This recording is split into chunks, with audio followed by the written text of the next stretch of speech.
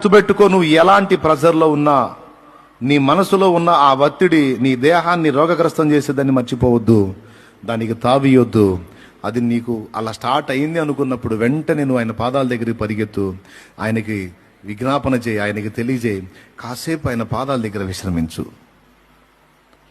నీ mind refresh అయిపోతుంది, relaxness వస్తుంది, నీ ముఖం తేజస్సు వస్తుంది, నీ శరీరం తేలికవుతుంది, నీ హృదయంలో భారం దిగిపోతుంది.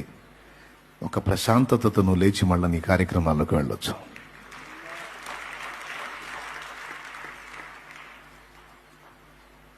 అలా చేయకుండా ఒత్తిడిని అలానే కంటిన్యూ చేశావంటే ఆల్రెడీ పారంపర్యంగా ఉన్న జబ్బులే గాక క్రొత్త సమస్యలు కూడా నీకు ఎంటర్ అయ్యి, అది కిడ్నీ మీద పడవచ్చు, లివర్ మీద పడవచ్చు, బ్రెయిన్ మీద పడవచ్చు, హార్ట్ మీద పడవచ్చు.